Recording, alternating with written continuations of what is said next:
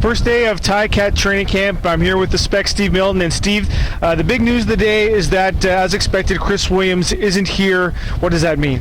Well, it means today's Sunday, for one thing. Nobody expected him. I don't think the Ticats ever expected him to be here. I think, given the way Kent Austin, most professional coaches would handle it exactly this way. The wheel's going to continue to turn here, and let's move on without Chris Williams until further notice. And if he does come back, it'll be a bonus, but I don't expect him. Do you?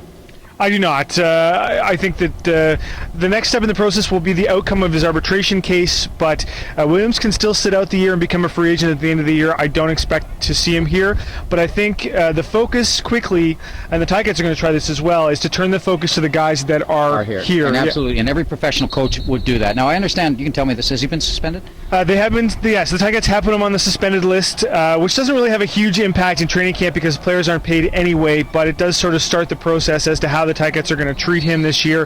But I think it's again, as you said, this is just the way the wheels turn in this sort of Chris Williams saga. Absolutely, and it does give some people some chances. Obviously, the holdovers immediately that were playing that role when somebody was hurt, and I'm thinking of Andre Jones as well, and probably Bakari Grant really has to step up. Not only has to, but has the opportunity here, because everybody moves up when you're looking at checkdowns. In other words, what is the first read for the quarterback? All of them are going to move up one now because Chris Williams isn't here. I think the other guy that's been getting some first-team reps in the first day of practice, and again, it's early, so it's important, I think, not to read too much of this into it, is Justin Hilton, the guy that played in Cincinnati. He's getting some reps. So we are starting to see some guys emerge. And what are you seeing on defense? Well, they're starting to look at a group of as you've written so well during the off season, at the secondary there. It's a much faster situation there. Linebacking, it's obviously they're looking very closely at linebacking. I mean, that's been the one area that's been the holdover here, and there's some feeling around the league that perhaps the Ticats linebackers have been a bit overrated the last couple of years, and if they are, part of that's our responsibility because we have been praising them. So it's clear, though, that the Kent Austin regime is looking at everything. There are no assumptions here except for one, and that would be number one.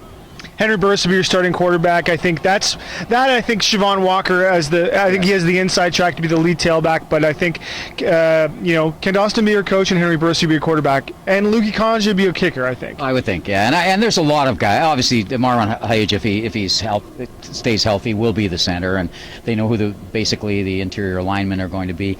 There's enough holdover here to give hope. There's enough new.